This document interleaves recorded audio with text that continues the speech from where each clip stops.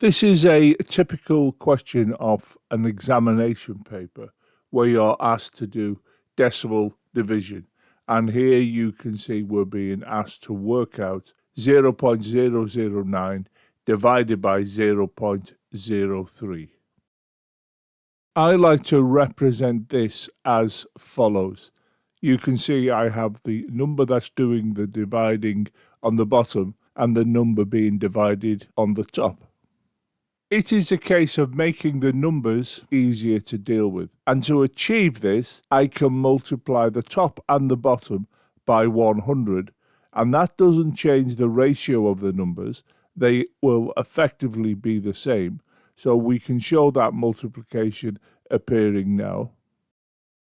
This 100 will move this decimal point twice, once, twice, and you can see that that gives us 0.9. This 100 will move this decimal point twice, once, twice, and of course this will give us 3. So we can see that this becomes equal to 0.9 divided by 3 as coming into view. And 3 divided into 0.9 is 0.3, 0.3. I will just show another way of getting at the same answer. I'm going to express again the decimal division as you see here.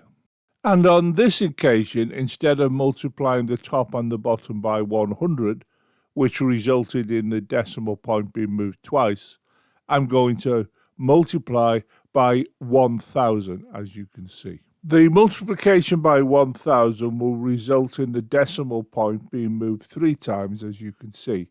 Consequently, this will give us the value of 9. This is repeated on the bottom. We move it 3 times, and you can see we end up with having to put an additional 0 in this position, and this will give us the value of 30.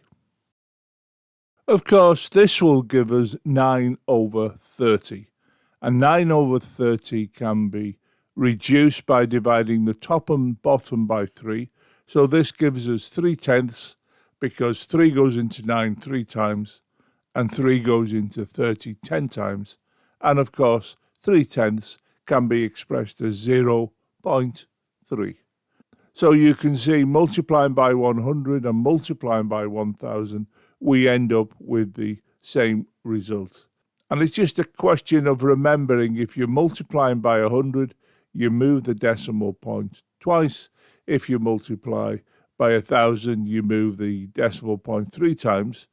And just for completeness, if you were to multiply by 10, you would move a decimal point just the once.